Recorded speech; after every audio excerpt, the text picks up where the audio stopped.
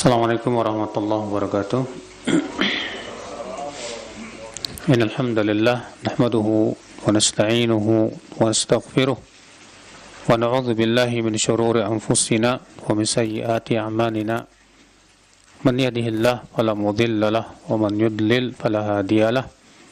Wa asyhadu an la ilaha illallah wahdahu la syarika lahu wa asyhadu anna Muhammadan 'abduhu wa rasuluh. Qala Allah Ta'ala fi kitabihil karim, ya ayyuhalladzina amanu taqullaha haqqa tuqatih wa la tamutunna illa wa antum muslimun, amma ba'd. Saudara seiman, pada pagi hari ini kita akan membahas kitab yang ditulis oleh Syekh Wahid Abdus Salam Bali, ya, yang diterjemahkan dan diterbitkan oleh Pustaka Ibnu Umar yang berjudul Awas Perusak Akidah dalam Kehidupan Sehari-hari. Dan buku ini sangat bermanfaat insyaallah untuk kita, karena yang terdapat dalam buku ini adalah banyak sekali terjadi dalam kehidupan kita, dan itu jelas bertabrakan dengan akidah Islamiyah, akidah yang dibawa oleh Rasulullah sallallahu alaihi wasallam. Dan perlu kita pahami bahwa masalah akidah adalah merupakan masalah yang sangat penting sekali. Karena akidah berhubungan dengan keyakinan. Keyakinan terhadap Allah, keyakinan terhadap Rasulullah, keyakinan terhadap agama Islam, dan perkara-perkara akidah yang lain. Dan masalah akidah itu masalah yang sudah menjadi ijma' para ulama, di mana orang yang menyimpang dari akidah yang benar, yang hak, menyebabkan pelakunya tersesat jalannya. Maka saudaraku sekalian, di buku ini dibahas sekitar ada 55 ya perkara-perkara akidah yang menyimpang, yang tidak sesuai dengan Al-Quran dan Sunnah Nabi Sallallahu Alaihi Wasallam. Kita tidak akan membahas seluruhnya karena melihat waktu yang tentunya tidak akan mencukupi saudaraku sekalian. Kita akan bahas dan saya akan pilih beberapa poin-poin yang sangat penting. Di sini beliau menyebutkan yang pertama yaitu istighatsah, meminta tolong kepada orang yang sudah meninggal dunia. Karena keyakinan Islam adalah bahwa orang yang sudah meninggal dunia tidak mungkin bisa memberikan manfaat ataupun mudarat kepada orang yang masih hidup. Rasulullah SAW saja Allah menyebutkan dalam Al-Quran bahwa Rasulullah tidak bisa memberikan manfaat dan mudarat kepada dirinya sendiri ketika masih hidupnya. Bagaimana kepada orang lain? Allah berfirman, "Qul la amliku li nafsi naf'an wa la dharran illa ma syaa Allah. Walau kuntu a'lamul ghaiba lastakthartu minal khair wa ma massani as-su." Katakan, aku tidak memiliki untuk diriku manfaat dan mudarat kecuali apa yang Allah kehendaki. Kalaulah aku mengetahui yang gaib, kata Allah, tentu aku akan memperbanyak kebaikan dan tidak akan menimpaku keburukan. Saudaraku seiman, Rasulullah tidak bisa memberikan manfaat dan mudarat kepada dirinya sendiri, apalagi setelah meninggal dunia. Itu masih hidup. Bagaimana dengan selain Rasulullah SAW? Maka perkataan sebagian orang yang minta tolong dengan mengatakan, wahai Sayyid Badawi, atau wahai Syekh Abdul Qadir Jailani, atau memanggil mayat-mayat yang lain yang sudah meninggal, ini jelas kesyirikan, saudaraku. Istighatsah hanya kepada Allah. Minta tolong, ya, istighatsah itu artinya minta tolong dalam keadaan genting. Itu hanya ditujukan kepada Allah, tidak kepada yang lainnya. Maka siapa yang beristighatsah kepada selain Allah, kepada mayat yang sudah meninggal dunia, maka dia telah berbuat syirik besar. Ya. Dan apabila ia mati di atasnya, dia terancam kekal dalam api neraka selama-lamanya. Allah berfirman, "Innallaha la yaghfiru an yushraka bih wa yaghfiru ma duna dzalika liman yasha." Sesungguhnya Allah tidak akan mengampuni dosa syirik dan mengampuni dosa yang lebih rendah dari apa? Syirik. Nah, ini ya, perusak yang pertama. Perusak yang kedua, kata beliau, menyembelih untuk jin. Ya, menyembelih yang dia tujukan sembelihannya itu untuk jin, baik jin katanya penunggu lautan, atau jin penunggu gunung, atau jin penunggu pepohonan. Ya, yang biasanya mereka sembelih itu apa? Ayam putih misalnya, ayam hitam misalnya, sebagai syarat untuk kesembuhan misalnya. Ya. Atau mereka sembelih kerbau, kemudian kepalanya ditanam. Mereka mengatakan, katanya ini dalam rangka menolak bala. Kita katakan subhanallah. Sesungguhnya ya, menyembelih untuk selain Allah itu terlaknat pelakunya. Rasulullah SAW sabda, "La'anallah man dzabaha li ghairillah." Semoga Allah melaknat orang yang menyembelih untuk selain Allah. Allah ya melaknat. Kerbau Allah yang menciptakan. Demikian pula sapi, kambing, Allah yang menciptakan. Lalu kenapa kemudian disembelih untuk selain Allah? Lalu kenapa kemudian ya binatang-binatang yang Allah ciptakan itu kemudian dipersembahkan kepada selain Allah? Maka ini jelas, saudaraku, kesyirikan yang nyata. Ya, kita melihat terkadang di masyarakat kita ya, ada orang yang menyembelih ayam, kambing, dan yang lainnya. Ya, kemudian dijadikan sesajen. Ya, terutama di gunung-gunung itu kita lihat ya, yang kemudian kepalanya dilemparkan ke kawah ataupun di lautan dan yang lainnya. Ini jelas bertabrakan dengan akidah Islamiyah. Jelas ini merupakan bukan dari Islam sama sekali.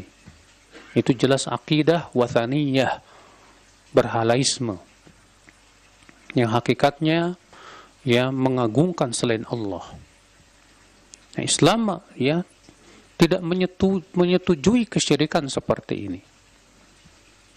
Ini yang kedua yang merusak akidah, yaitu apa? Menyembelih untuk para jin, menyembelih untuk selain Allah. Iya. Yang ketiga yaitu nazar untuk selain Allah. Seperti seseorang yang bernazar ya untuk para nabi, bernazar untuk malaikat, bernazar untuk para wali. Misalnya bernazar kepada Sayyid Al-Badawi, bernazar untuk ini dan itu dari para orang-orang yang dianggap para wali misalnya. Ketahuilah saudaraku, bahwa nazar itu ibadah. Dan ibadah hanya boleh untuk Allah. Maka siapa bernazar untuk selain Allah, maka ia sudah memalingkan ibadah kepada selain Allah. Maka siapapun yang bernazar untuk selain Allah tidak boleh ia melaksanakan nazar itu. Iya. Para ulama membagi, ada nazar yang sifatnya boleh, ada nazar yang sifatnya apa? Haram. Ada nazar yang sifatnya boleh apa? Itu nazar untuk menaati Allah Subhanahu wa taala. Tapi disyaratkan tentunya ketaatan itu bukan perkara yang diwajibkan oleh syariat. Adapun kalau sudah diwajibkan tanpa nazar pun memang wajib. Tapi nazar itu adalah biasanya ibadah-ibadah yang sunnah, tidak wajib. Seperti misalnya ada orang yang bernazar untuk puasa 3 hari setiap bulan misalnya. Hukumnya sunnah, tapi menjadi wajib dengan adanya apa? Nazar. Iya. Allah memuji orang-orang yang melaksanakan nazarnya. Allah berfirman, "Yufuna bin nadri." Mereka melaksanakan nazar. Maka dari itu, kalau kita bernazar untuk menaati Allah, hendaklah kita laksanakan nazar-nazar kita. Kalau tidak, maka kita berdosa. Dan kita wajib bayar kafarat sumpah. Apa itu kafarat sumpah? Memberi makan 10 fakir miskin, atau memberi pakaian 10 fakir miskin. Kalau tidak mampu, maka apa? Puasa 3 hari. Iya. Dan nazar, saudaraku sekalian, kata Rasulullah, biasanya dilakukan oleh orang-orang yang bakhil, kata Rasulullah. Adapun nazar yang tidak boleh, seperti apa? Yang pertama, nazar ya untuk berbuat syirik, jelas. Ini haram dengan kesepakatan seluruh ulama. Nazar untuk berbuat maksiat, demikian pula. Iya. Kata Rasulullah SAW, "Wa man nadzara an ya'siyah fala ya'si." Siapa yang bernazar untuk memaksiati Allah, tidak boleh ia berbuat maksiat. Ada orang bernazar misalnya untuk menyembelih ayam ya kepada wali fulan di kuburannya. Ini jelas menyembelih untuk selain Allah. Ini syirik, saudaraku. Ini yang ketiga.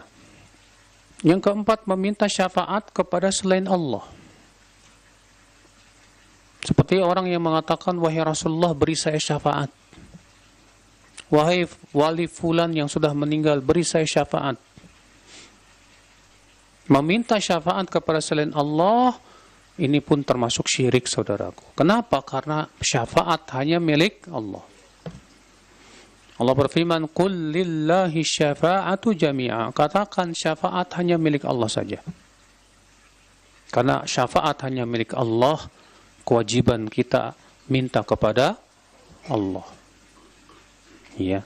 Jadi yang benar bagaimana ucapannya, kata beliau di sini, maka kita ucapan begini, Allahumma syafi' fiyya nabiyyaka Muhammadan sallallahu alaihi wasallam. Ya Allah, berikanlah wewenang kepada Nabimu Muhammad SAW untuk memberikan syafaat kepadaku. Seperti ini boleh. Kita tetap minta kepada Allah, ya Allah berikan kepada Rasulullah wewenang untuk memberi syafaat kepadaku, ya Allah. Adapun kita minta kepada Rasulullah, ya Rasulullah, aku minta syafaatmu, ini jelas syirik. Kenapa demikian? Karena Rasulullah tidak memiliki syafaat. Rasulullah hanya diberikan wewenang untuk memberi apa? Syafaat, itu pun setelah diberikan izin dan ridhonya. Allah berfirman, "Wa kam min malakin fis samawati la tughni syafa'atum syai'an illa min ba'di ay ya'dzana Allahu liman yasha'u wa yardha." Berapa banyak malaikat yang ada di langit, tidak bermanfaat syafaat mereka sedikit pun juga, kecuali setelah Allah berikan izin dan ridho. Maka dari itulah saudaraku sekalian ya, siapapun tidak bisa memberi syafaat kecuali dengan izin Allah. Ini keyakinan Ahlus Sunnah yang ditunjukkan oleh Al-Quran dan hadis. Dan syarat untuk mendapatkan syafaat apa? Itu wafat di atas tauhid. Ya, Abu Hurairah pernah bertanya kepada Rasulullah, "Ya Rasulullah, man as'adun nas bi syafa'atika yaumil qiyamah?" Wahai Rasulullah, siapakah orang yang paling bahagia mendapatkan syafaatmu pada hari kiamat, ya Rasulullah? Apa kata Rasulullah? "As'adun nasi bi syafa'ati yaumil qiyamah man qala la ilaha illallah khalisan ya min qalbih aw min nafsih." Orang yang paling berbahagia mendapatkan syafaatku nanti pada hari kiamat, itu orang yang mengucapkan la ilaha illallah dengan penuh keikhlasan dari hatinya. Itu artinya dia betul-betul mentauhidkan Allah, menjauhkan kesyirikan. Adapun orang yang mati di atas syirik, tidak akan pernah mendapatkan syafaat. Abadan. Bahkan Nabi Ibrahim saja minta kepada Allah supaya ayahnya yang bernama Azar ya diselamatkan dari api neraka. Nabi Ibrahim berkata kepada Allah, ya Allah, bukankah engkau ya telah berjanji kepadaku, ya Allah, ya. Allah berfirman, sesungguhnya aku tidak akan pernah memasukkan ke surga orang yang berbuat syirik. Bukankah engkau berjanji, ya Allah, untuk engkau tidak menghinakan aku di hari kiamat? Dan adakah penghinaan yang lebih besar dari dijauhkan dari ayahku?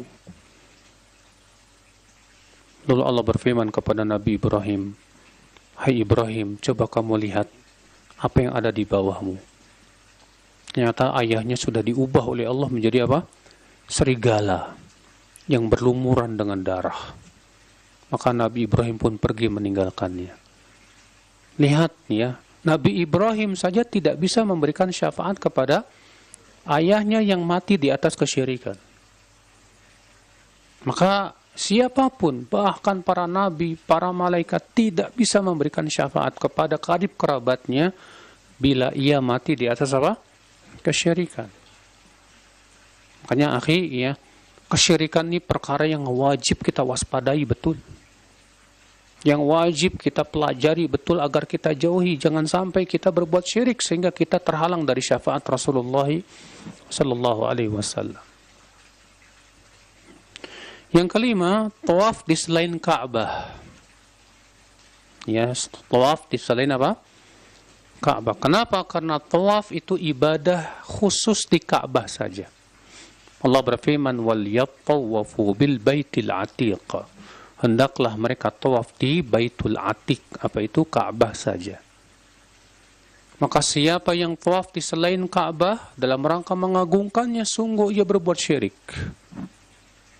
Kenapa? Karena ia telah memalingkan ibadah tidak sesuai dengan perintah Allah subhanahu wa ta'ala. Iya. Bagaimana dengan tawaf di Ka'bah replika dalam rangka belajar umroh?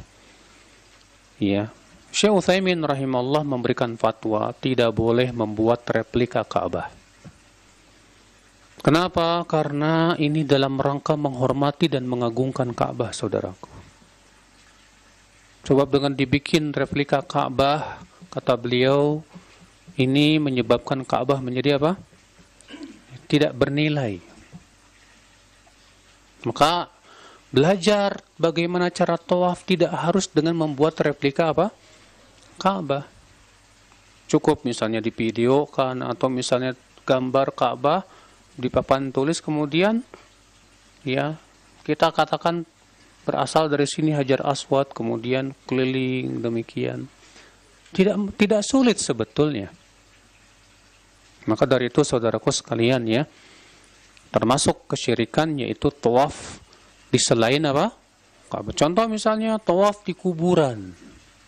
Ada sebagian kaum muslimin tawaf di kuburan Syekh Abdul Qadir Jailani di Baghdad, itu terkenal ya. Mereka tawaf 7 keliling di situ, berharap keberkahannya dan yang lainnya. Ini jelas saudaraku seiman kesyirikan. Para sahabat saja tidak pernah tawaf di kuburan Rasulullah sallallahu alaihi wasallam. Kemudian yang keenam kata beliau yaitu at-tamassuh bil qubur, ngusap-ngusap kuburan dalam rangka ngalap berkah. Dengan meyakini katanya tanah kuburan ini barokah. Ya ikhwah, ketahuilah bahwa keyakinan Ahlus Sunnah, barokah itu hanya milik Allah. Ingat ini kaidah yang harus kita pahami betul. Bahwa barokah hanya milik siapa? Allah. Tidak boleh kita punya keyakinan bahwa sesuatu itu barokah atau bisa memberikan keberkahan kecuali kalau ada dalilnya dari Al-Quran dan hadis. Maka tidak boleh kita tabaruk dengan sesuatu kecuali kalau ada dalilnya dari syariat. Maka siapa yang tabaruk dengan sesuatu, disebutkan dalam hadis bahwa Rasulullah menyamakan dengan orang yang mengambil Tuhan selain Allah. Dalam hadis ya Abu Lais Al-Waqi dalam hadis Nabi Shallallahu Alaihi Wasallam yang terkenal itu, Ya, yaitu hadis yang dikeluarkan Imam Ahmad dan Tirmidzi dari hadis Abu Waqid Al-Laitsi bahwa Rasulullah SAW melewati sebuah pohon yang bernama Dzatu Anwab. Nah, waktu itu sedang menuju perang Hunain, Pak. Dan jumlah kaum muslimin waktu itu ada 12.000 orang pasukan. Dan tentunya ya di antara kaum muslimin ada orang-orang yang baru masuk Islam saat itu.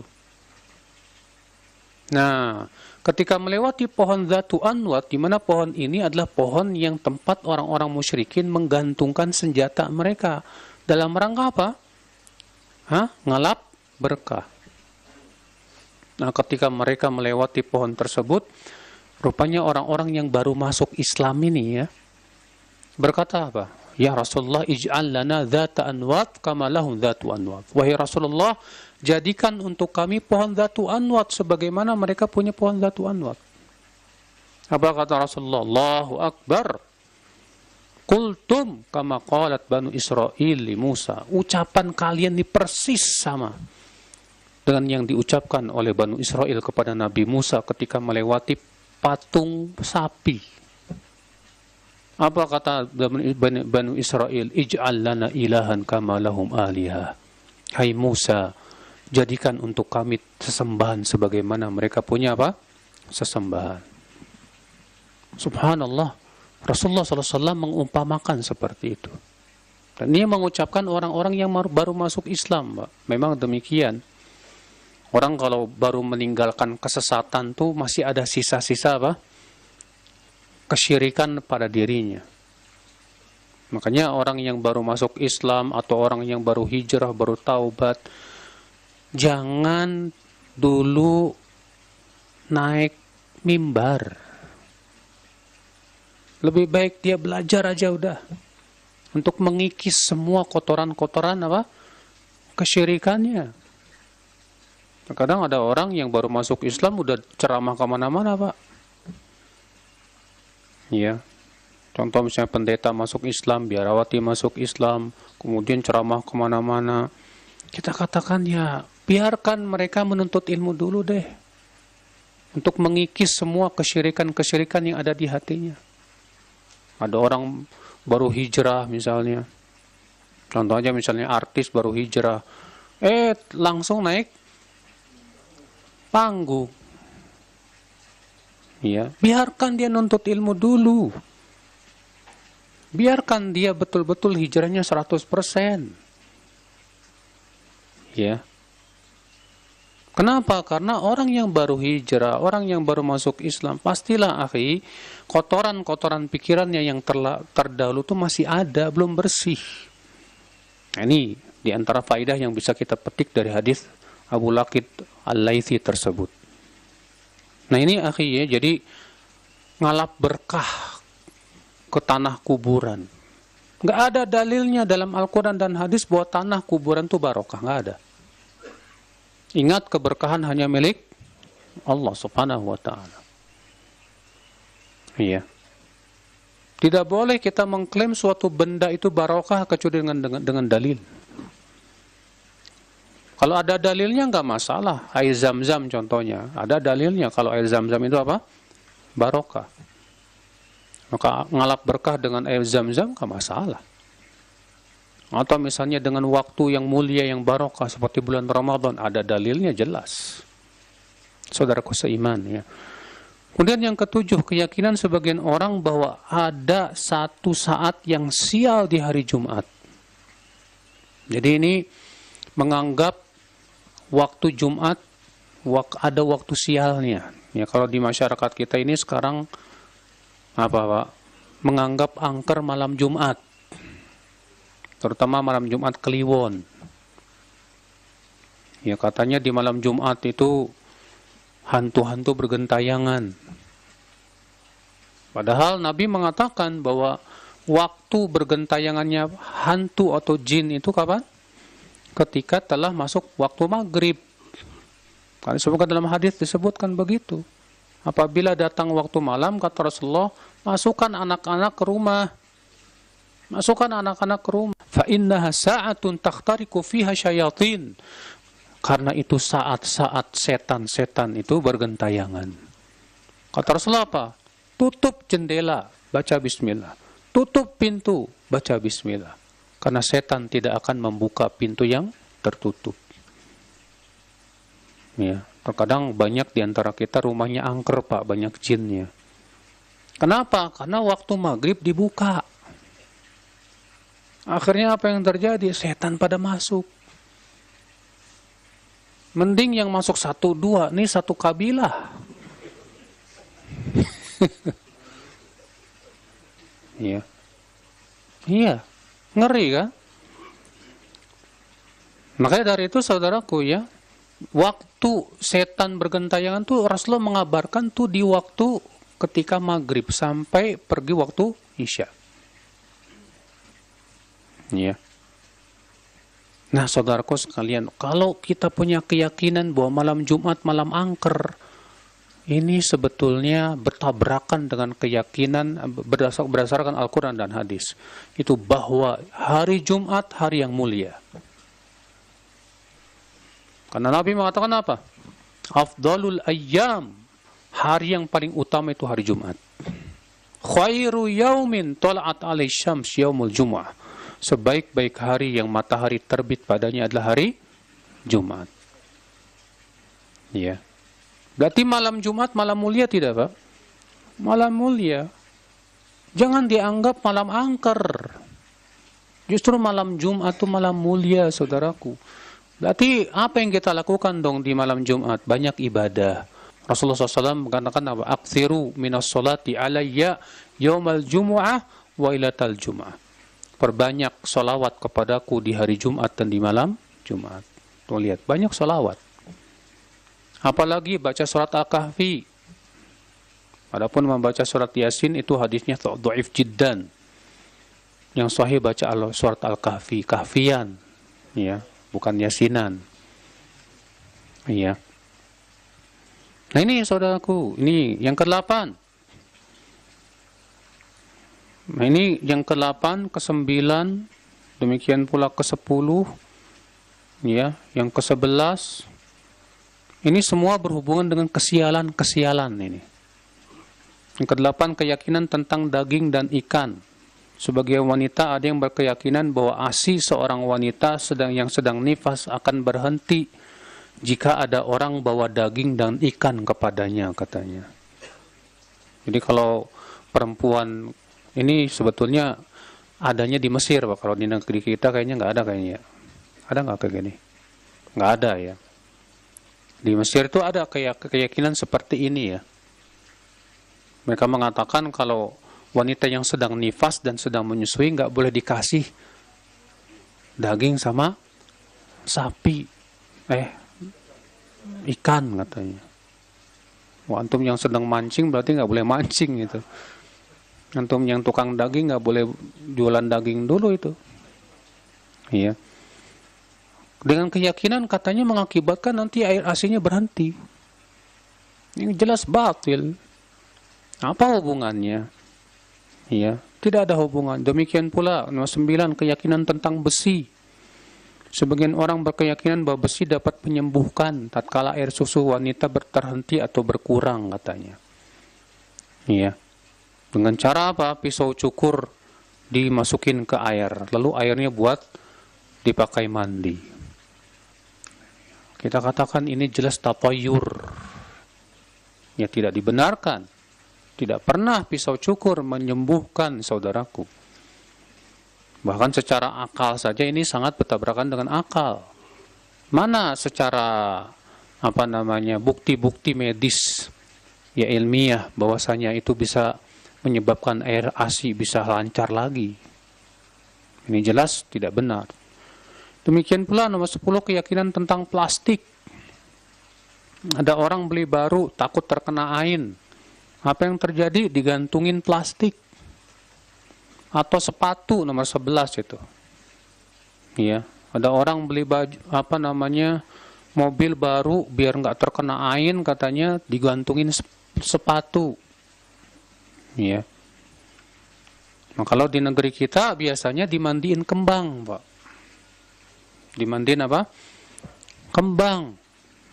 Biar apa katanya? Biar nggak terkena bala, biar selamat. Ya, kalau kapal mancing dimandiin kembang katanya biar dapat terus ikannya banyak. Kalau angkot dimatiin kembang katanya nanti biar laris. Dan yang lainnya, saudaraku, ini semua tidak sesuai dengan akidah Islamiyah. Yang bisa memberikan manfaat dan mudarat hanya siapa? Allah. Maka minta kepada Allah. Jangan melakukan hal-hal yang ini jelas berbau kesyirikan, saudaraku. Yang ke-12, katanya keyakinan bahwa nama Nabi Muhammad itu bisa menjaga anak-anak. Sebagai wanita berkeyakinan, apabila ada orang yang memperhatikan anaknya, takut nih anaknya terkena penyakit ain, langsung berkata apa? Nama Nabi sebagai pelindungnya. Ini jelas tidak benar. Sudah kita sebutkan Rasulullah tidak bisa memberikan manfaat dan mudarat untuk dirinya waktu hidupnya. Bagaimana sudah meninggal dunia?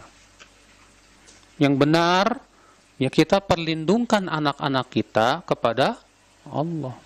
Rasulullah memperlindungkan Hasan dan Husain dengan mengatakan u'idzukuma bikalimatillahi tammati min kulli syaitanin wahamah wa min kulli ainin lamah. Nah, itu dia doanya.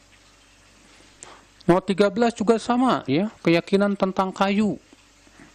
Sebagian orang berkeyakinan bahwa kayu dapat mencegah hasad katanya. Jadi kalau kita takut terkena hasad, apa katanya? Pegang aja kayu. Kita katakan ini jelas batil. Ya. Agar kita tidak terkena hasad, bukan pegang kayu, Pak. Tapi apa? Berlindung kepada Allah. Dengan cara apa? Di antaranya membaca doa pagi dan petang. Ya. Doa pagi dan petang di antaranya apa, Pak? Baca kul huwallahu ahad 3 kali, kul a'udzu birabbil falaq 3 kali, kul a'udzu birabbin nas 3 kali. Di situ kan dalam surat Al-Falaq ada apa? Wa min syarri hasidin idza hasad. Baca juga bismillahilladzi la yadhur ma'asmi syai' fil ardi wala fis sama' wa huwas samiul alim 3 kali. Insyaallah tidak akan terkena. Baca juga la ilaha illallah wahdahu la syarikalah lahul mulku wa lahul hamdu wa huwa ala kulli syai'in qadir 100 kali. Itu insyaallah akan terlindung dari setan sampai sore hari. Ya. Banyak bacaan-bacaan yang insyaallah akan bisa melindungi kita dari apa? Hasad. Ya, dari penyakit ain dan yang lainnya. Kemudian ke-14 kata beliau di antara perkara yang merusak akidah takut sama orang yang sudah mati. Untuk memberikan manfaat atau apa? Mudarat. Bahkan terkadang masyarakat kita itu, Pak, takut sama kedebong. Kedebong mayat. Ya. Padahal kedebong biasa aja. Tidak bisa memberikan manfaat dan mudarat. Bahkan kalau antum potong-potong juga dia nggak bisa nolak kok.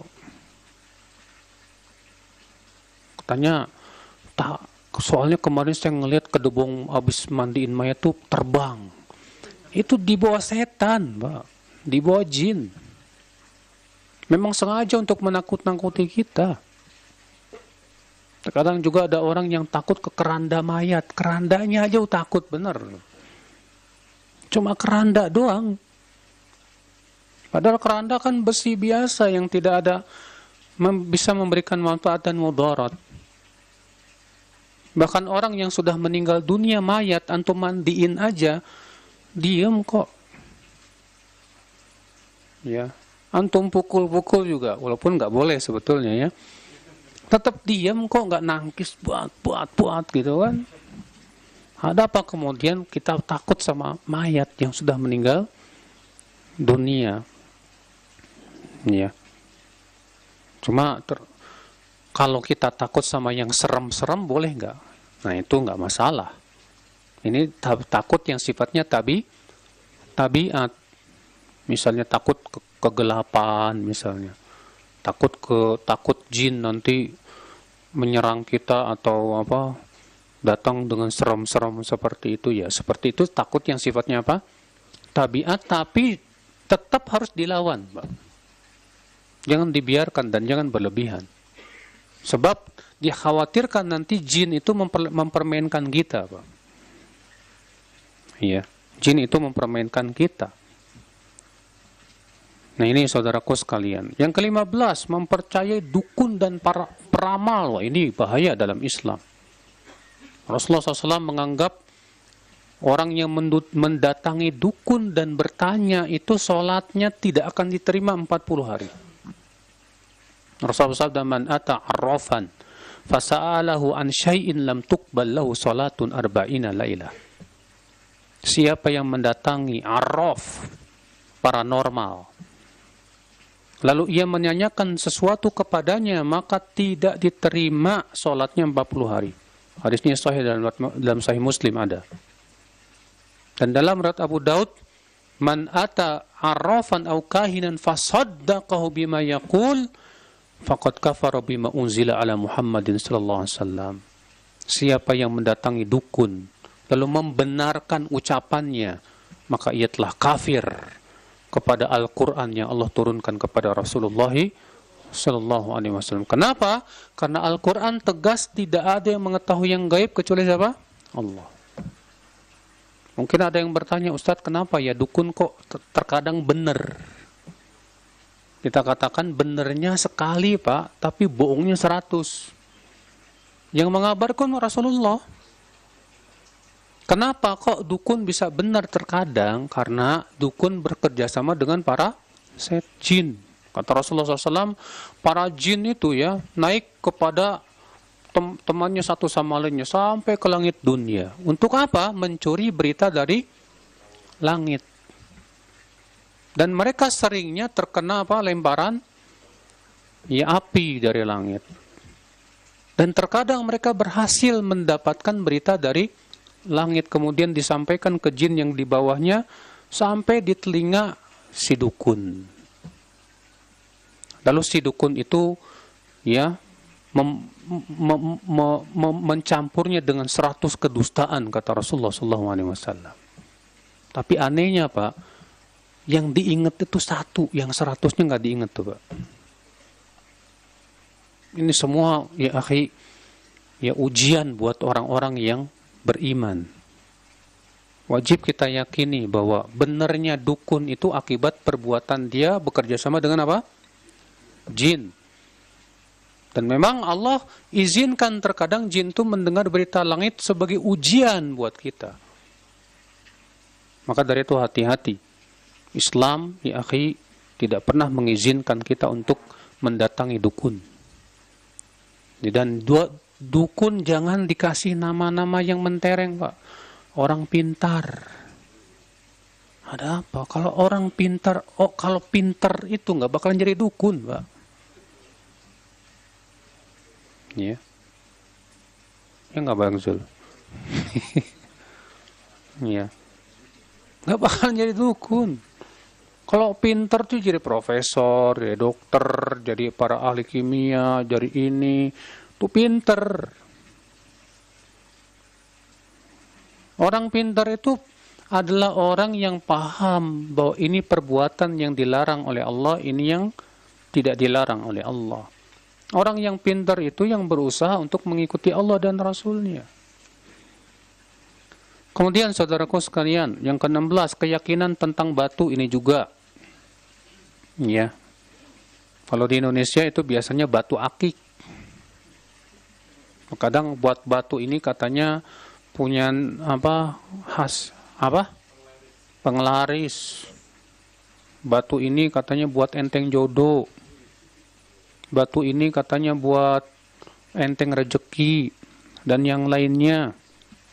Ini jelas kesyirikan, saudaraku. Karena batu tidak bisa memberikan manfaat dan mudarat. Iya, batu tidak bisa memberikan manfaat dan mudarat. Ikhwatal Islam. Namun tersebar ya, ada hadis palsu yang dikatakan di situ, idza ahsanta dzan bil hajar nafa'aka. Kalau kamu berhusnudzon kepada batu, niscaya batu akan bermanfaat buat kamu. Para ulama hadis seluruhnya sepakat bahwa ini hadis palsu, Pak. Dibuat orang-orang zindik yang tujuannya untuk menjatuhkan kaum muslimin kepada syirik. Ya. Umar bin Khattab saja berkata kepada Hajar Aswad. Apa kata Umar bin Khattab? Inni la a'lam annaka hajar la tanfa' wa la tadur. Aku tahu kamu itu cuma batu. Padahal Hajar Aswad loh, Pak. Hajar Aswad itu kata Rasulullah batu yang Allah turunkan dari surga loh, Pak. Sawadatu khataya banu Adam, kemudian menjadi hitam oleh dosa-dosa anak Adam. Hajar Aswad kata Umar apa? Aku tahu kamu itu cuma batu. Tidak bisa memberikan manfaat, tidak pula mudarat. Ada enggak batu yang lebih mulia dari batu Hajar Aswad? Tidak ada. Ya. Batu akik nggak ada apa-apa nih bandingkan dengan Hajar Aswad, Pak. Ternyata Umar mengatakan, aku tahu kamu tidak bisa memberikan manfaat dan mudarat.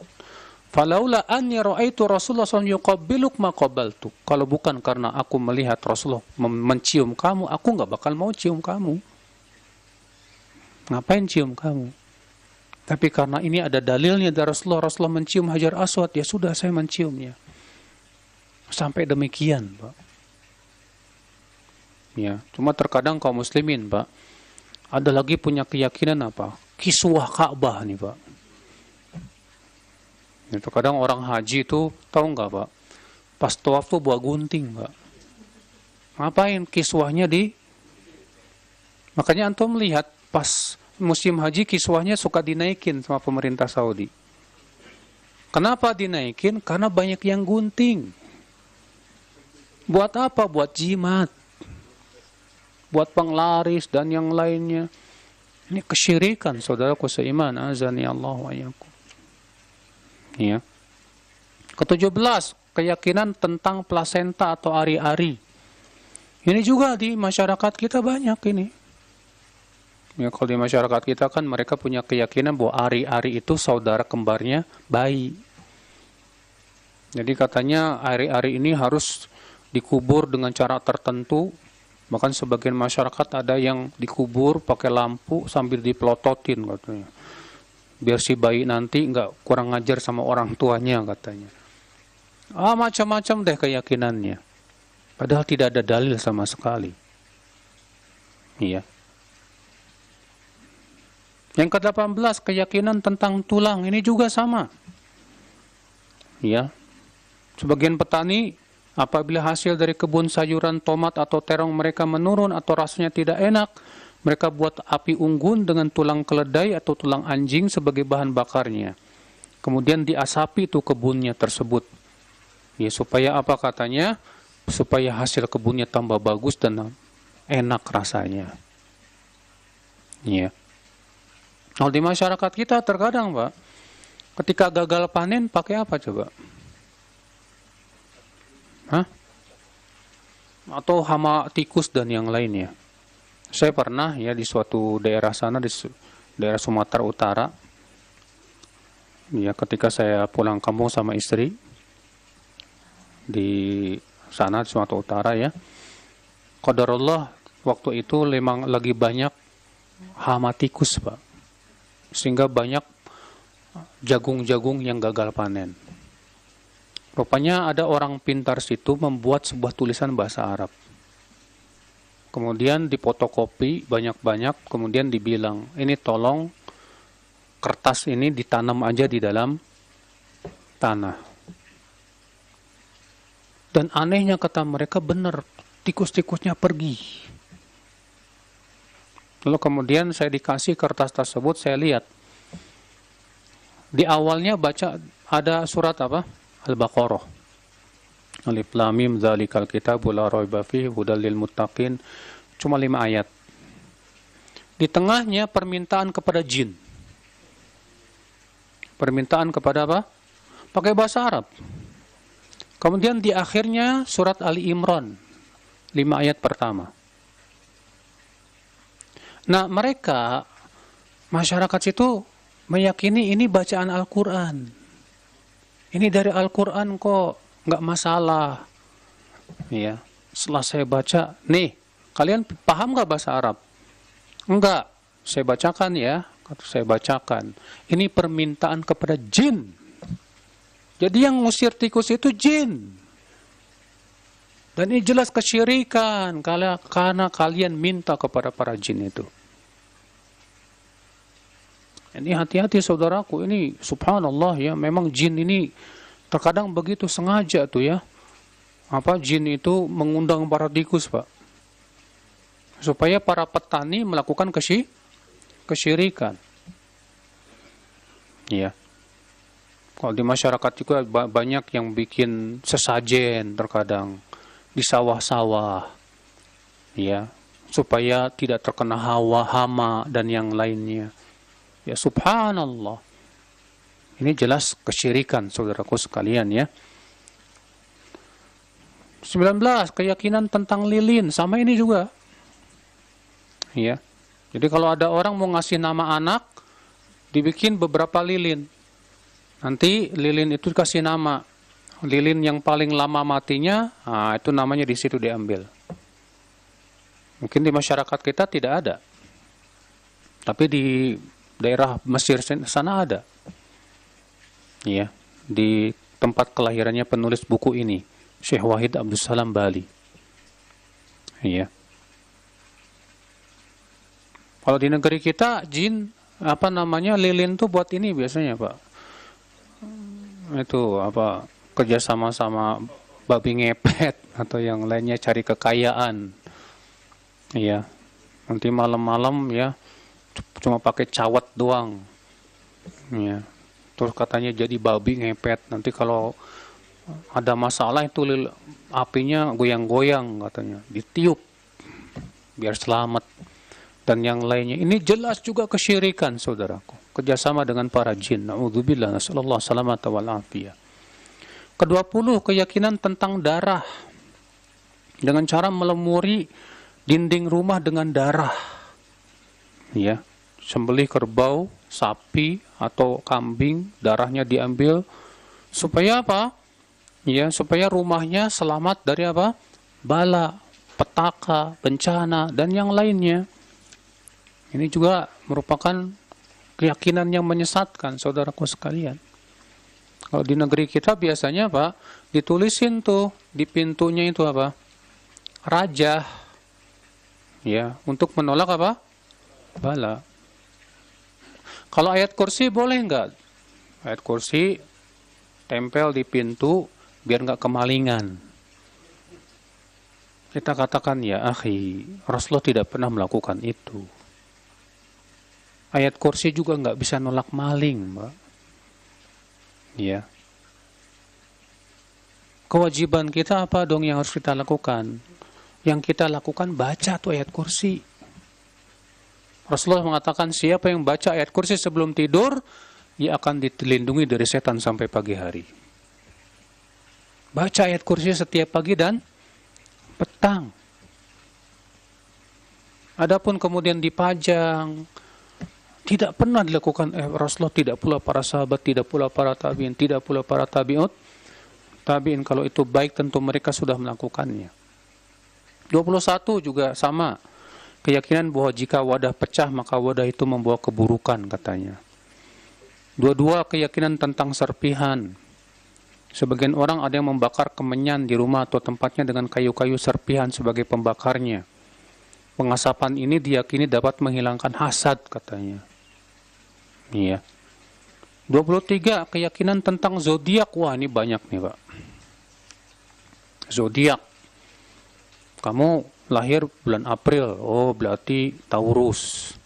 Oh, kalau Taurus itu biasanya begini. Dia biasanya ya orangnya begini dan begitu. Ini peramalan, saudaraku. Ini jelas syirik. Kenapa? Karena mengaku-ngaku tahu yang gaib. Ya. Bintang tidak ada pengaruhnya dengan kehidupan manusia, tidak. Bintang nggak ada pengaruhnya dengan apa yang terjadi di bumi ini, saudaraku sekalian. Makanya saudaraku, ilmu perbintangan dalam Islam itu Ada yang haram dan ada yang boleh. Yang boleh seperti apa? Menjadikan bintang sebagai penunjuk jalan. Ini enggak masalah. Iya. Yang boleh apa lagi? Meyakini bahwa bintang itu pelempar setan. Betul, Allah yang mengatakan demikian. Allah juga mengatakan bahwa bintang penghias langit. Betul, ada dalil-dalilnya. Adapun kemudian punya keyakinan bahwa bintang punya pengaruh terhadap kejadian yang ada di bumi, ini kesyirikan, jelas Pak. Ini jelas kesyirikan, saudaraku sekalian. Iya. 24, menganggap sial banyak tertawa. Sebagian orang berkeyakinan bahwa orang yang banyak tertawa biasanya akan sial. Ini jelas keyakinan yang tidak benar. Walaupun memang betul banyak tertawa itu sangat tidak bagus untuk hati kita. Kenapa? Karena Rasulullah mengatakan, iyyakum wa kasratadh dhahik, jauhi oleh kamu banyak tertawa. Fa inna kasratadh dhahik tumitul qalb, karena banyak tertawa itu bisa mematikan apa? Hati. Iya. 25, menganggap sial ketika mendengar suara burung hantu, gagak atau raja wali. Nah, ini juga banyak nih. Ini disebut dengan tapayur. Ya, kalau di negeri kita manuk wik-wik, Pak. Wik, wik, wik, wik, wik, wik, wik. Wik, wik, wik, wik, wik. Keyakinannya apa coba? Ada yang mau mati ini. Atau burung gagak misalnya. Maka ini tatayur, saudaraku, haram. Ya. Maka kalau ada terbetik di hati kita, ada manuk wik-wik, langsung kita berdoa apa? Allahumma la tayra illa tayruk wa la ilaha ghairuk.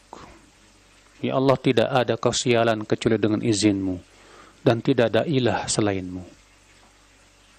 Jadi kalau kita ada terbetik di hati kita tatayur seperti itu, langsung kita ucapkan itu, Pak. Allahumma la tayra illa tayruk wala ilaha ghairuk. Iya. Kata Ibnu Mas'ud, wa ma minna illa walakinnallaha yudhibu bitawakkul. Setiap kita sering kali terkena penyakit ini, Pak, tatayur itu. Menganggap sial. Tapi Allah hilangkan dengan cara tawakal kepada Allah. Kita mau pergi safar nih. Tahu-tahu nabrak kucing. Sebagian orang gara-gara nabrak kucing nggak jadi pergi safar, Pak. Pulang lagi, ini jelas tatayur yang haram. Kata Rasulullah, man raddahu tiyarah faqad asyrak. Siapa yang pulang lagi gara-gara apa? Menganggap sial dengan sesuatu, maka sungguh ia telah berbuat syirik. Jadi kalau kita nabrak kucing nih, lanjutin nggak safarnya? Lanjut, tawakal sama Allah. Ya, nggak usah khawatir. Terkadang begitu, takut. Ya, ketika kita pergi safar, takut pas nabrak kucing atau ada sesuatu kejadian, jangan-jangan gitu. Kayak kemarin yang ada yang bertanya itu ya, apa nasinya basi 3 hari. Apa siang udah basi 3 hari berturut-turut. Jangan-jangan. Ini tatayur. Ini apa? Tatayur, menganggap sial. Ya, nggak boleh. 26. Sengaja mengadakan perjalanan ke selain 3 masjid dalam rangka ibadah dengan keyakinan tempat itu punya keutamaan. Saudaraku seiman, Rasulullah SAW sabda, la tushaddu rihal illa ila 3 masajid. Al-Masjidil Haram wa Masjidi Hadza wal Masjidil Aqsa. Tidak boleh sengaja mengadakan perjalanan kecuali kepada 3 masjid. Masjidil Haram, Masjid Nabawi, dan Masjidil apa? Aqsa. Nabi mengatakan tidak boleh mengadakan perjalanan jauh. Hadis ini umum. Ya. Maka kalau kita mengadakan perjalanan jauh ke tempat keramat, haram hukumnya. Kecuali kalau ada dalil yang membolehkan, Mbak. Kecuali kalau ada dalil yang apa?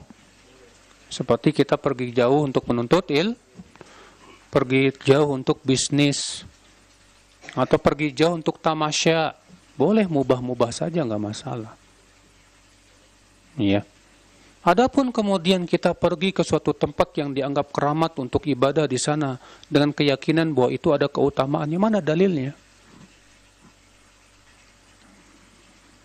Makanya Abu Basrah pernah bertemu dengan Abu Hurairah yang baru pulang dari Bukit Tur. Kemudian Abu Basrah berkata, "Dari mana kamu, hai Abu Hurairah?" Kata Abu Hurairah, "Dari Bukit Tur." Kata Abu Basrah, "Kalau kamu tadi berangkat bertemu denganku, kamu tidak akan jadi berangkat." Kenapa? Kata Abu Hurairah, "Karena aku mendengar Rasulullah SAW sabda, la tusyaddu rihal illa ila thalathati masajid." Tidak boleh diadakan perjalanan jauh kecuali ketiga masjid. 27, ruku kepada selain Allah. Ini ruku nih, Pak. Kadang antum lagi mau belajar silat, ruku dulu sebagai penghormatan kepada guru. Iya. Haram. Ruku hanya untuk Allah. Dalam Islam, ruku dan sujud itu hanya untuk siapa? Allah. Atau kita ngelewatin orang-orang sambil ruku, nggak boleh. Ya, kita lewati sambil kita minta izin, mohon maaf Pak, saya mau lewat, tanpa harus ruku. Ya. Karena ruku hanya untuk Allah Subhanahu wa taala. Yang ke-8, mencaci maki para sahabat. Wah, ini ngeri, Pak. Karena mencaci maki para sahabat sama saja ingin membatalkan Al-Quran dan hadis. Yang menyampaikan Al-Quran dan hadis kepada kita siapa? Kalau bukan para sahabat. Iya tidak? Perantara kita dengan Rasulullah SAW itu para sahabat, Pak. Maka kalau para sahabat dicaci maki, akibatnya apa? Periwayatan mereka diragukan dong. Sementara yang menyampaikan Al-Quran kepada kita siapa? Para sahabat. Yang menyampaikan hadis kepada kita siapa? Para sahabat. Lah kalau para sahabat dicaci maki, itu maksudnya apa tujuannya? Tujuannya ingin supaya Al-Quran dan hadis ini diragukan. Itu tujuannya sebetulnya, saudaraku sekalian. Iya. Maka dari itu Rasulullah SAW di jauh-jauh hari sudah melarang, la tasubbu ashabi fawalladhi nafsi biyadi law anna ahadakum anfaqa mithla uhudin dhahaban ma balagha mudda ahadim wala nasifa. Jangan kalian mencaci maki para sahabatku, demi zat yang diriku berada di tangannya, kalaulah salah seorang dari kalian ada yang berinfak dengan sebesar gunung Uhud, itu tidak akan sampai infaknya sahabat dengan 1 mud atau setengah mud. Tidak boleh mencaci maki para sahabat. Kalau terjadi perselisihan di antara mereka, kita doakan supaya Allah maafkan mereka. Makanya dalam surat Al-Hasyr Allah memuji kaum Muhajirin dan Ansar, dan memuji generasi setelahnya yang mendoakan orang-orang sebelum mereka yang mendahului mereka dengan keimanan. Allah berfirman, wallazina ja'u min ba'dihim yaqulun rabbana ighfir lana dzunubana wa li ikhwanina alladzina sabaquna bil iman. Dan orang-orang yang datang setelah mereka berkata, wahai Rabb kami, ampuni dosa kami dan orang-orang saudara-saudara kami yang telah mendahului kami dengan keimanan. Wala taj'al fi qulubina ghillan lil ladzina amanu. Dan jangan engkau jadikan, wahai Rabb, kedengkian itu ada di hati kami kepada orang-orang yang beriman. Iya. Makanya akhi, jangan caci maki para sahabat. Kesalahan yang ada pada mereka itu sedikit dibandingkan dengan kesalahan yang ada pada kita, Pak. Dan mereka pengorbanannya terhadap Islam sangat banyak sekali, luar biasa. Dan air kalau sudah sampai 2 kulah tidak akan membawa apa? Najis. Pengorbanan para sahabat untuk membela Islam luar biasa tidak? Luar biasa, Muhajirin dan Ansar. Hanya karena ada satu kesalahan, 2 kesalahan, yang namanya manusia tidak lepas dari apa? Kesalahan. Naam, kita yakini bahwa para sahabat individunya tidak maksum. Iya. Kemudian 29, mengkafirkan seorang muslim tanpa alasan. Nah, ini juga mengerikan, saudaraku. Karena Rasulullah SAW sabda, man qala li akhihi ya kafir, faqad ba'a biha ahadahuma. Siapa yang berkata kepada saudaranya, hai kafir, maka status kafir ini akan kembali kepada salah satu dari keduanya. Kalau yang dituduh memang benar kafir, masuk tuh tuduhan. Kalau yang dituduh ternyata tidak kafir, balik lagi kepada yang menuduh. Makanya Al-Wazir bin Hubairah memberikan kaidah al-khata' fil afi khairum min al-khata' fil uqubah. Salah ketika memaafkan lebih baik daripada salah ketika memberi sanksi. Salah ketika kita tidak berani mengkafirkan itu lebih baik daripada salah ketika kita mengkafirkan.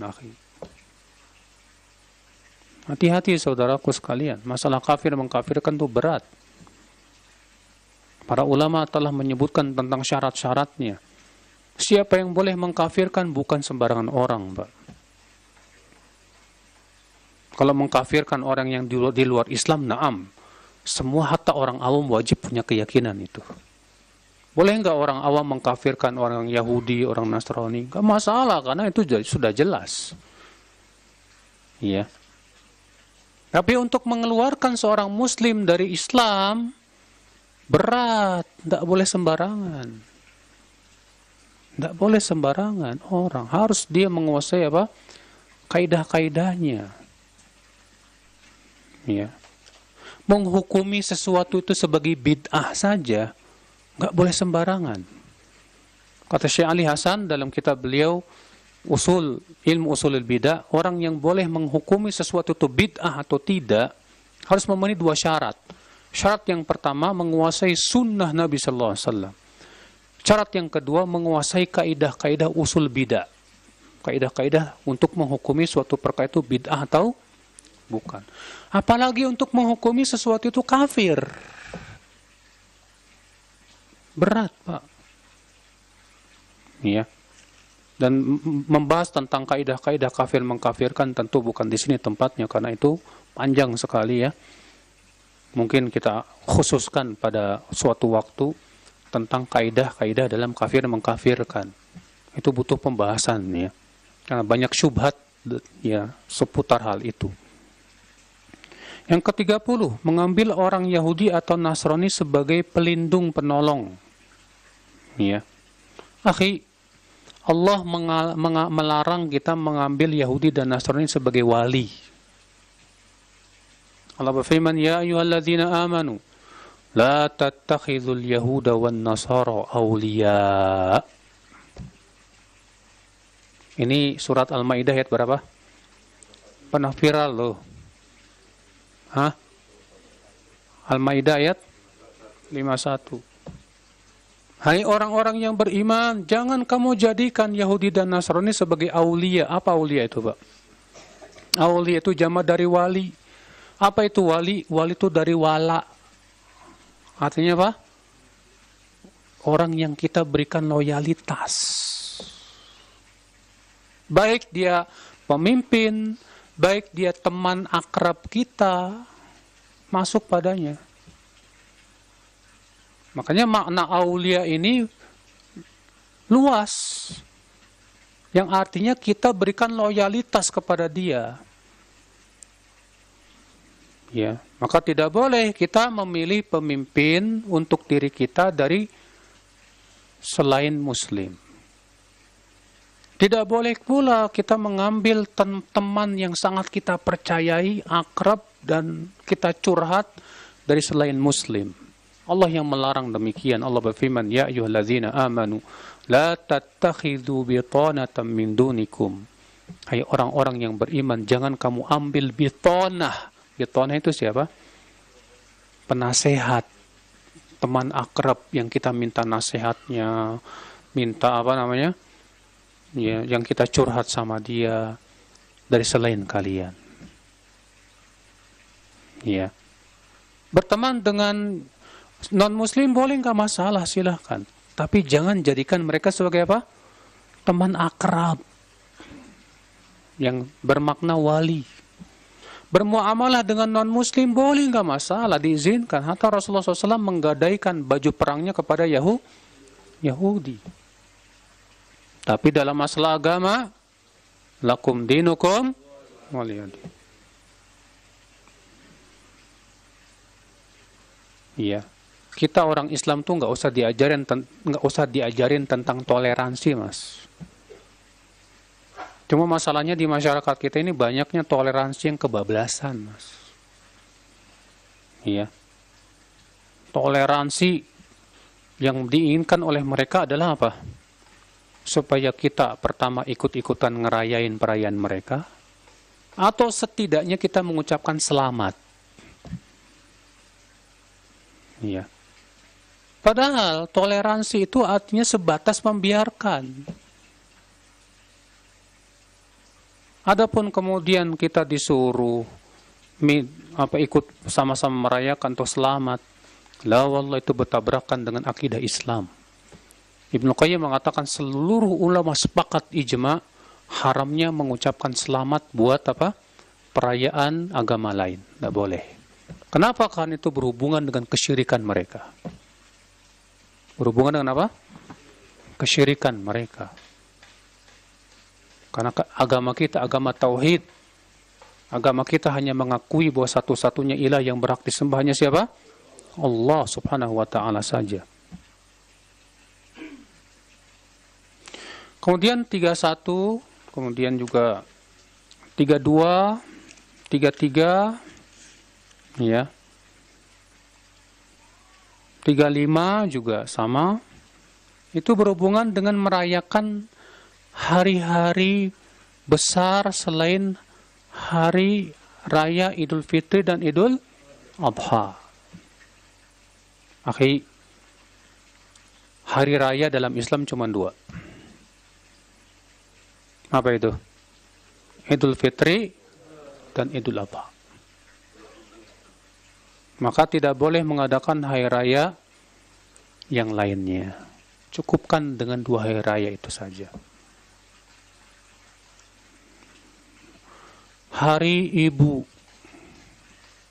Kita katakan, ya akhi, kenapa sih kamu kurang berterima kasih sama ibumu? Sehingga kamu jadikan hari Ibu cuma 1 hari dalam setahun. Mana rasa terima kasih kepada ibumu? Ibumu setiap hari mengurusmu, capek mengurusmu dari kecil. Kemudian kamu jadikan hari Ibu cuma 1 hari. Yang di hari Ibu ada orang memberikan hadiah kepada ibunya. Jadi memberikan hadiah kepada ibunya cuma 1 hari dalam setahun, Pak, bayangkan. Iya. Kalau begitu, di mana bakti seorang anak kepada orang tua? Kita disuruh berbakti kepada orang tua setiap hari. Iya. Kita bantu orang tua kita setiap saat. Jangan cuma 1 hari setahun. Hari Ibu, ada lagi hari Bapak, nanti ada hari anak, ada hari dan yang lainnya. Akhi, kita katakan, ya akhi, ya berbakti sama orang tua, sama ibu, bapak setiap hari. Hari kelahiran Nabi SAW, kita katakan, ya akhi, kita gembira dengan sunnah Rasulullah setiap hari. Kenapa harus 1 tahun sekali? Kenapa harus 1 tahun sekali, ya akhul Islam, Bu? Apakah Rasulullah dahulu dan para sahabatnya ya menyuruh, ayo rayakan hari kelahiranku? Tidak ada Rasulullah melakukan itu. Padahal para sahabat orang yang paling cinta kepada Rasulullah sallallahu alaihi wasallam. Apakah kita lebih mencintai Rasulullah atau para sahabat? Atau para sahabat yang paling mencintai Rasulullah. Tapi tidak ada mereka yang merayakan itu semuanya. Maka dari itulah saudaraku, Rasulullah SAW ketika datang ke kota Madinah, Rasulullah mendapatkan kaum Ansor punya 2 hari raya. Apa kata Rasulullah? Allah sudah menggantikan untuk kalian dengan 2 hari raya yang lebih baik dari itu. Itu hari Idul Fitri dan Idul Adha. Ya. Nah, demikian pula perayaan hari ulang tahun. Ya. Di hari ulang tahun antum selamat ulang tahun. Ya. Tiup apa? Tiup. Puff. Tiup lilin. Kita katakan ya akhi, semakin datang tahun itu semakin dekat kematian. Coba kalau antum qadarullah misalnya umurnya cuma 50 tahun. Sekarang umur antum misalnya 45. Sisa berapa tahun lagi? Tinggal 5 tahun lagi. Pas masuk hari 46, selamat. 4 tahun lagi mas mau meninggal. Jadi gimana dong pas hari harusnya mikir dong apa yang harus saya perbaiki dari umur saya yang tersisa. Ya. Coba kita pikirkan 46 tahun saya sudah lewat. Untuk apa saya lakukan? Apa amalan soleh saya? Iya. Apa sisa umur-umur hidup saya untuk apa dan yang lainnya? Maka dari itu saudaraku sekalian ya, yang seperti ini ya akhi dalam Islam tidak ada sama sekali. Iya. Kemudian juga di sini beliau menyebutkan nomor 34 mencium tangan. Cium tangan yang dimaksud di sini bukan cium tangan ke orang tua, Pak. Kalau cium tangan kepada orang tua atau alim ulama boleh. Ya, kata Imam Nawawi enggak masalah. Iya. Sebagian orang apabila ditanya keadaannya ia mencium punggung dan telapak tangannya sebagai tanda syukur dan memuji Allah. Iya. Iya. Kamu ngapain? Bersyukur atas nikmat Allah. Kita katakan ya akhi nggak ada dalilnya begitu. Ucapkan alhamdulillah. Kalau dikasih nikmat tuh ya alhamdulillah. Bukan nyium tangan. Ada apa tangan kamu? Kok yang dicium tangan kamu? Iya. Kita katakan ya akhi, nikmat semua dari Allah. Bukan semata hasil usaha kita. Puji Allah Subhanahu wa taala, nisbatkan kepada Allah Subhanahu wa taala. Iya. Yang ketiga 6, bersumpah dengan nama selain Allah. Demi hidupmu. Nah, di masyarakat kita ada begini, Pak. Demi Allah, demi Rasulullah. Kalau demi Allahnya benar. Tapi demi Rasulullahnya yang nggak benar. Ya Bang Zul ya. Nah. Karena demi Rasulullah berarti bersumpah dengan apa? Dengan apa? Makhluk. Sementara Rasulullah bersabda, Man halafa bi ghairillah faqad asyrak. Siapa yang bersumpah dengan nama selain Allah, maka sungguh ia telah berbuat syirik. Tuh lihat. Tapi kan Ustadz dalam Al-Quran Allah bersumpah demi langit, demi bumi. Itu kan Allah. Allah bersumpah dengan makhluk-makhluknya, ya terserah Allah dong. Kita sebagai makhluk tidak boleh bersumpah dengan nama selain Allah. Iya. Nah ini bersumpah dengan nama selain Allah. 37. Keyakinan bahwa sebagian orang dapat menahan rahmat Allah. Ya. Ingat saudaraku, kalau Allah sudah ingin merahmati seseorang, tidak ada yang bisa menolaknya kecuali apa? Kecuali Allah. Kalau masyarakat kita itu Pak, ada namanya pawang hujan, menahan hujan. Pasti mereka itu, para pawang hujan itu bekerja sama dengan siapa? Para jin. Para jin. Ingat, hujan itu termasuk rahmat Allah. Bahkan Allah menamai hujan itu sebagai rahmat. Tidak, kalau Allah ingin memberikan rahmat kepada suatu kaum berupa hujan, tidak akan ada yang bisa menolaknya. Hatta para jin nggak bakalan mampu kalau Allah berkehendak. Tapi terkadang Allah izinkan. Untuk apa? Menguji orang-orang yang beriman. Apakah akan percaya bahwasanya hujan hanya Allah yang bisa menurunkan atau tidak? Hati-hati saudaraku sekalian ya. Ini adalah merupakan perkara yang banyak juga di negeri kita. Menentang qada dan qadar, ini 38 ini. Menentang kepada qada dan qadar. Akhi, termasuk menentang qada dan qadar apa, Pak? Seseorang dengki ketika melihat orang lain diberikan kenikmatan. Ketika melihat teman kita dikasih kenikmatan yang lebih panas. Kata Ibnu Qayyim, orang yang dengki itu hakikatnya tidak ridho dengan ketentuan Allah. Hakikatnya dia menentang ketentuan Allah kepada dia. Seakan-akan dia berkata, kenapa sih kok dia dikasih kenikmatan lebih dari saya? Kok saya nggak begitu? Allah nggak adil. Ikhwata Islam, azani Allah wa yakum. Dan memang ya akhi, untuk ridho dengan takdir ini bukan perkara yang mudah. Makanya Rasulullah SAW minta kepada Allah agar diberikan keridhaan menerima takdir yang ada. Di antara doa Rasulullah apa? Wa as'aluka ridha ba'dal qadha. Ya Allah, aku mohon kepada engkau keridhaan setelah ketentuan yang engkau berikan. Berat, Pak. Kalau ketentuan yang enak mah semua orang ridho, ya enggak?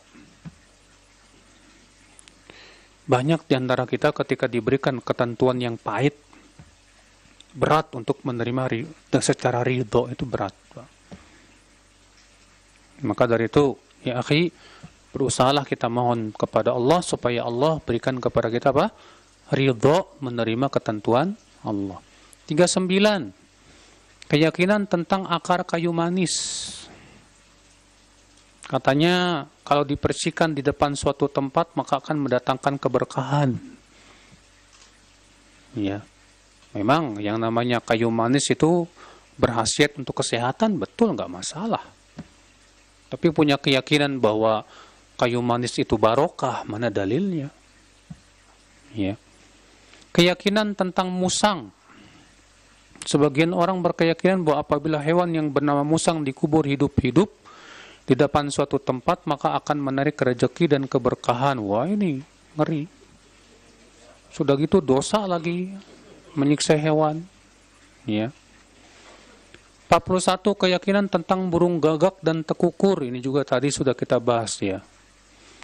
Keyakinan tentang kura-kura. Sebagian orang memelihara kura-kura di rumah katanya akan menambah rezeki dan keberkahan. Mana dalilnya? Ya. 43. Keyakinan tentang bunglon. Sebagian orang berkeyakinan bahwa apabila seekor bunglon dilempar kepada seorang wanita mandul dan ia kaget karenanya maka wanita itu akan hamil. Ini bunglon apaan ya?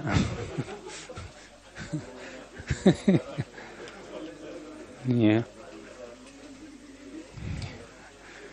44. Keyakinan tentang gunting. Ya. Nah, ini juga di masyarakat kita ada nih, Pak. Biasanya berhubungan dengan wanita hamil ini. Ya. 45. Keyakinan tentang cermin.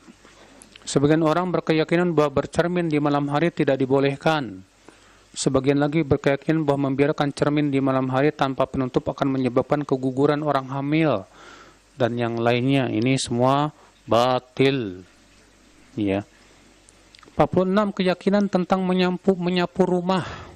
Sebagian orang berkeyakinan bahwa apabila seseorang keluar rumah untuk bepergian, lalu keluarganya menyapu rumahnya, maka orang yang bepergian itu tidak akan kembali lagi. Waduh, ini keyakinan alhamdulillah di negeri kita nggak ada nih Pak. Ya, sementara menyapu rumah itu dianjurkan sama Rasulullah ya. Dalam hadis yang dihasankan oleh Syekh Albani, Rasulullah bersabda apa? Nadhifu afniyata buyutikum. Bersihkanlah pekarangan rumah kalian, kata Rasulullah. Kalau pekarangannya saja disuruh bersihin, apalagi rumahnya. Ya, anjuran. Makanya Islam itu yang menganjurkan kebersihan. Ya. 47. Ucapan seseorang, semoga sisa usia si mayit ditambahkan kepada hidupmu. Orang udah mati, kok masih ada sisa? Ya. Ini jelas batil ya. 48. Perkataan wahai as-satir, menamai Allah dengan nama as-satir. Ini tidak benar. Yang benar as-sittir. Nama Allah itu as-sittir. Ya. Nama Allah itu as-sittir. Berdasarkan hadis innallaha hayyun sittir. Apa sittir itu? Yang maha menutup, ya, menutupi aib-aib hamba. 49. Perkataan wahai cahaya arasy Allah, maksudnya ditujukan kepada Rasulullah sallallahu alaihi wasallam. Ini keyakinan sebagian orang sufi, Pak, bahwa katanya Nabi Muhammad SAW itu diciptakan dari cahaya. Dan katanya Allah menciptakan langit dan bumi itu dari cahaya Nabi Muhammad. Ini keyakinan batil. Al-Imam Al-Jauzaqani mengatakan bahwa ada hadis tentang ini, tapi hadis ini palsu, dibuat-buat oleh orang-orang zindik. Ya. Rasulullah SAW manusia biasa, sebagaimana halnya manusia yang Allah ciptakan dari saripati air mani. Ya, tidak ada bedanya. Allah berfirman, "Qul innama ana basyarum mithlukum." Katakanlah wahai Muhammad, aku hanyalah manusia seperti kalian juga, sama. Ya. Yuha ilayya, namun aku diberikan wahyu oleh Allah Subhanahu wa taala. Ke-50, ucapan seseorang Rabbuna maujud. Maujud itu dari kata apa? Maf'ul, artinya wujida, diadakan. Allah tidak diadakan, Allah yang mengadakan. Makanya kita tidak katakan Allah maujud, tapi kita katakan Allah al-wajid, yang mengadakan. Allah tidak dikatakan al-maujud, yang diadakan, tapi Allah al-wajid, yang mengadakan. Ingat ya, memang kalau dalam bahasa Arab Pak, kata maujud itu maujud ada gitu kan. Padahal dalam bahasa Arab maujud itu kan maf'ul dari kata wajada wa ya yajidu. Maf'ul itu apa? Yang di, ya. Contohnya apa? Doroba madrub. Madrub apa? Yang dipukul. Ya. Maujud yang diadakan. Allah al-wajib yang mengadakan, bukan yang diadakan. Ke-51, ucapan seseorang Allah ada di mana-mana. Wah, ini banyak orang awam mengatakan begitu, Pak. Allah di mana? Di mana-mana. Comberan ada dong. Hatta orang Nasrani kalau dikatakan Tuhan wa di comberan, marah, Pak. Ini kemudian orang Islam mengatakan Allah ada di mana-mana, ajib. Allah sendiri mengatakan Ar-Rahmanu 'alal 'arsy istawa. Ar-Rahman beristiwa di atas apa? Arasy. Tapi apa yang terjadi? Ditolak ini ayat. Katanya masa Allah beristiwa di atas arasy? Berarti Allah butuh tempat dong. Itu kan konsekuensi makhluk. Allah tidak serupa dengan makhluknya. Istiwanya Allah di atas arsy tidak sama dengan istiwanya makhluk. Sebagaimana mendengarnya Allah tidak serupa dengan mendengarnya makhluk. Melihatnya Allah tidak sama dengan melihatnya makhluk. Demikian pula istiwanya Allah tidak sama dengan istiwanya makhluk.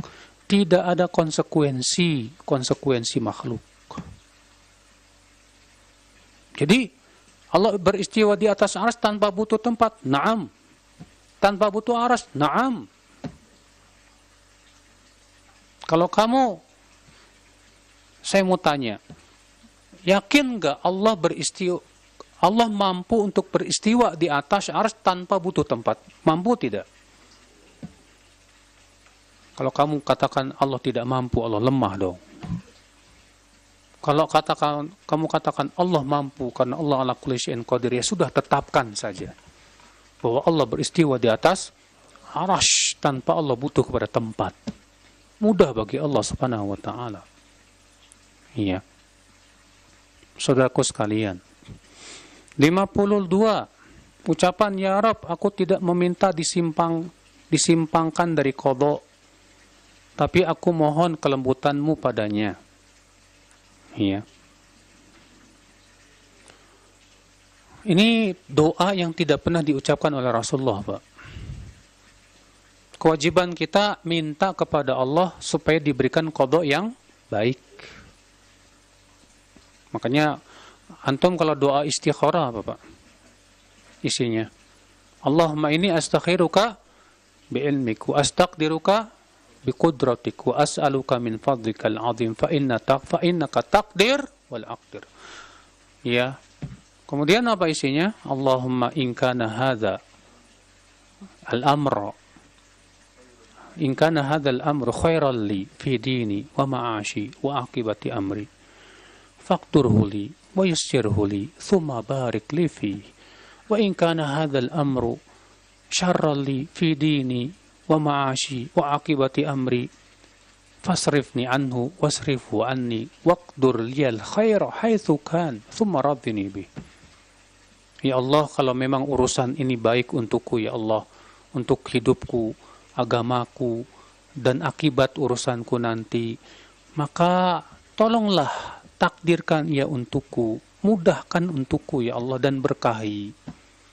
Tapi kalau itu buruk untukku ya Allah, untuk agamaku, untuk hidupku, dan untuk akibat urusanku nanti, palingkan aku darinya, dan palingkan juga ia dariku, dan berikan aku takdir yang baik di mana saja ya Allah. Kemudian jadikan aku ridho untuk menerimanya. Begitu, Pak. Jadi kalau antum ya mau nikahin sama akhwat misalnya, kebetulan antum jatuh cintrong sama akhwat itu, terkadang banyak orang diubah tuh, Pak, doanya, Pak. Ya Allah, jika ini baik untukku, tak mudahkan ya Allah. Tapi kalau dia tidak baik untukku ya Allah, jadikan dia baik untukku. Ini kok maksa? Ya.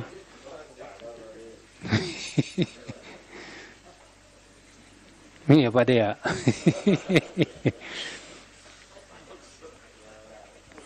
Nah ini akhi. Jadi kalau berdoa ya benar-benar kita minta doa kepada Allah. Yang ke-53, jimat bagi kedua pengantin ini. Iya. Atau juga susuk terkadang. Ya susuk biasanya buat kelihatan orang cakep, cantik, ganteng dan yang lainnya. Ini semua saudaraku tidak benar. 54. Enggak suka punya anak perempuan. Wah, ini kebiasaan masyarakat jahiliyah ini.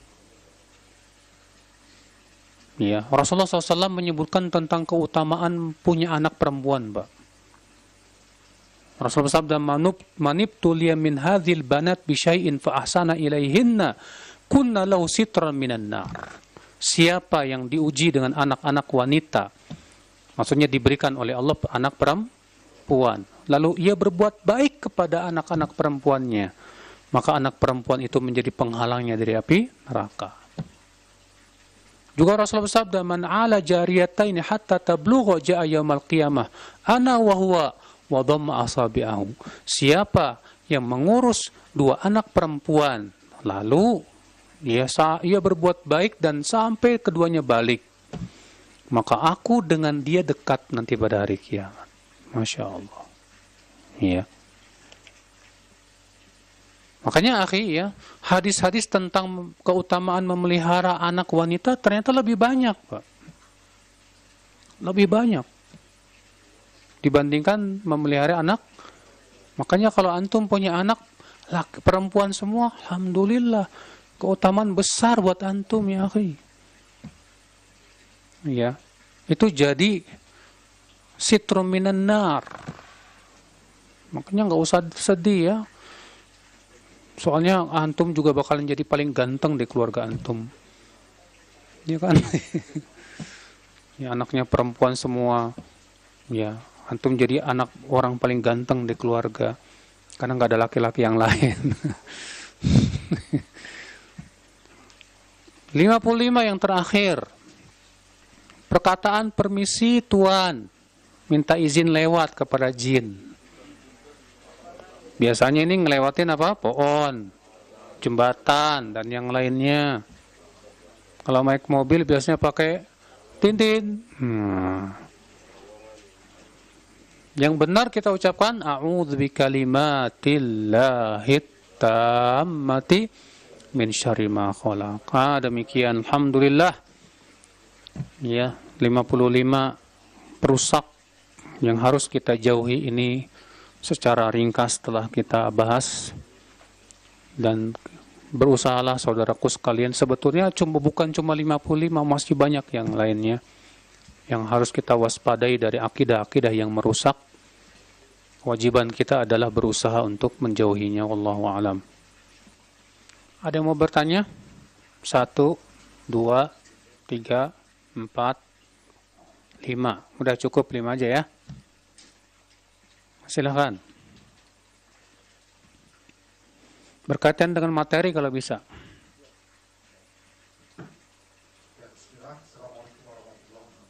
Assalamualaikum warahmatullahi wabarakatuh.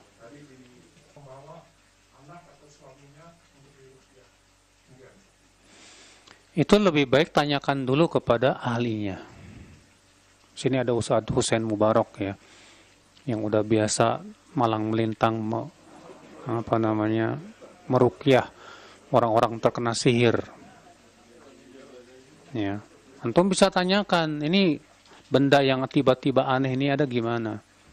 Kadang orang yang sudah sering bergulat dengan dunia itu sering kali Pak punya pengalaman yang banyak menemukan hal-hal benda-benda yang berhubungan dengan sihir itu. Ya. Nah itu kalau antum sudah tanyakan kepada ahlinya dan ahlinya mengatakan ini benda sihir, ya udah. Ya. Demikian wallahu a'lam. Silakan. Assalamualaikum warahmatullahi wabarakatuh.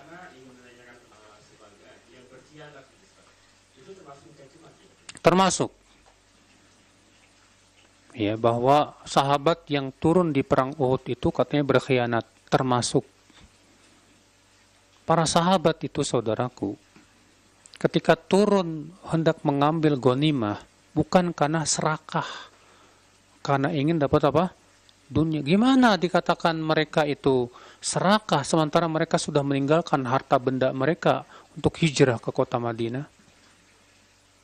Bagaimana mereka disebut serakah? Ya, dan menginginkan dunia sementara mereka rela mati demi untuk membela agama Allah. Terus kemudian ada orang menganggap bahwa para sahabat yang turun ini hanya karena ingin dapat dunia. Aneh. Tidak sesuai dengan keadaan para sahabat. Kita husnudzon, mereka turun itu untuk membantu teman-temannya dan yang lainnya, dan mereka mengira peperangan sudah selesai. Iya. Namun memang disinilah kejadian kesalahan mereka. Mereka lupa bahwasanya Rasulullah jangan turun baik menang maupun kalah. Tapi mereka tetap turun karena dugaan perang sudah selesai. Ya, ternyata apa yang terjadi? Karena mereka menyelisih perintah Rasul, akhirnya terjadilah kekalahan. Namun kemudian apa? Menjadi hikmah untuk para sahabat setelah itu. Bahwa menyelisih perintah Rasul itu sumber utama kekalahan dalam perang. Ya, Allahu a'lam. Bolehkah ketika kita sakit pilek atau batuk dinisbatkan oleh cuaca buruk? Nah, kalau kita sakit atau batuk misalnya karena ada kondisi-kondisi, misalnya karena cuacanya buruk dan yang lainnya, maka kita katakan saya sakit ini semua dari Allah. Kemudian di antaranya memang cuacanya lagi buruk. Jadi lebih baik begitu. Kita katakan saya sakit ini semua dari siapa? Allah. Allah yang memberikan. Sebab kalaupun cuacanya buruk tapi Allah izinkan sehat-sehat, Pak. Iya. Makanya jangan dinisbatkan seluruhnya saya sakit semuanya gara-gara cuaca yang buruk. Buktinya banyak kok yang sehat. Kalaulah cuaca buruk itu bisa membuat orang sakit dengan sendirinya, harusnya semua orang sakit dong saat itu. Enggak ada yang sehat dong. Maka kita katakan semua semuanya dari Allah. Ya. Makanya tidak boleh kita menisbatkan saya sakit gara-gara ketularan si fulan. Nggak boleh. Kenapa? Karena yang memberi penyakit hanya Allah. Dan yang bisa menjadikan penyakit itu menular, semuanya siapa? Allah. Penyakit tidak akan bisa menular kecuali dengan izin Allah. Ini di zaman pandemi banyak orang yang rusak akidahnya. Dengan keyakinan saya kena COVID gara-gara si fulan. Ketika menyalahkan si fulan, ini saja sudah apa?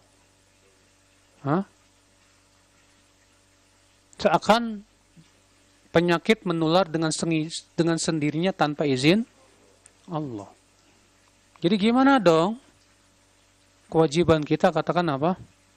Saya sakit semua sudah dengan ketentuan Allah, selesai.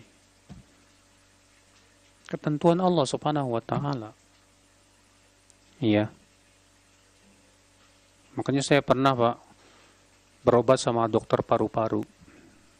Saya bilang, dok, pernah nggak menangani orang yang terkena penyakit TBC yang sudah sangat berat? Sering, Pak. Waktu itu dokter pakai masker nggak? Enggak.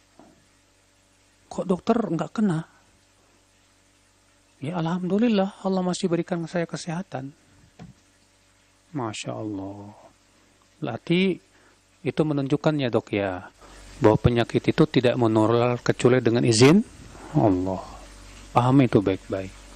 Sebab kalau penyakit itu menular dengan sendirinya, harusnya yang kena pertama kali dokter.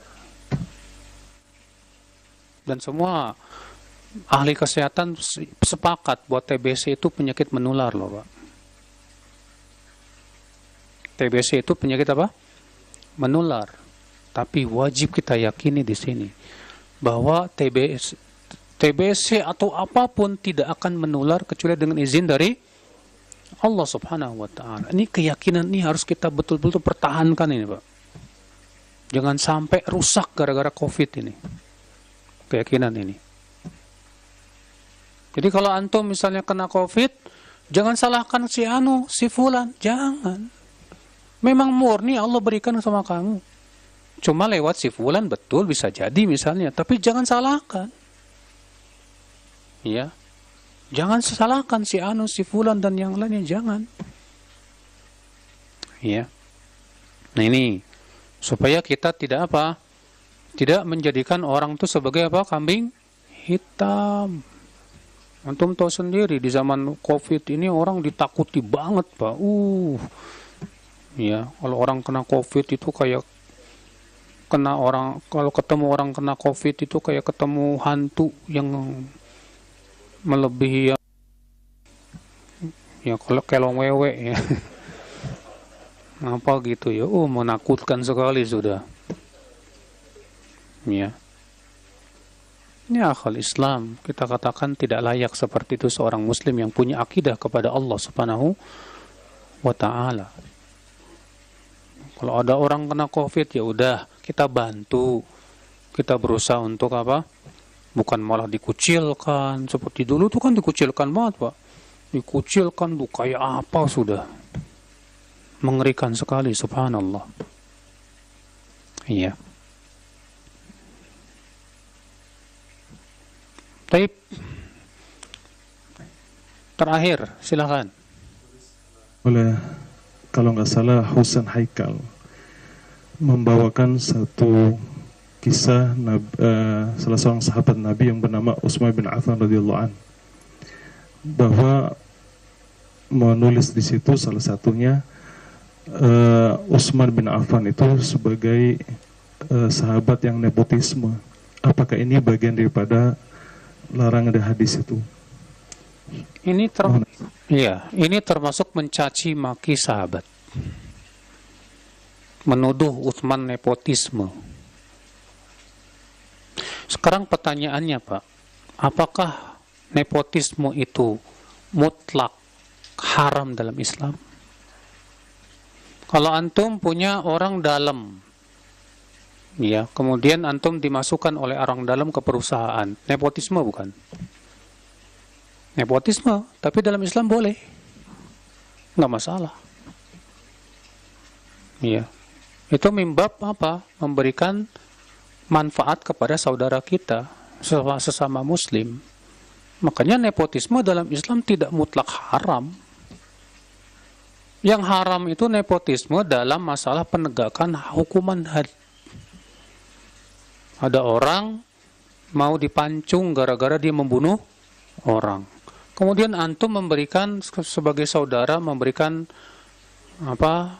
Pak, tolonglah Pak, dia saudara saya Pak, jangan Pak.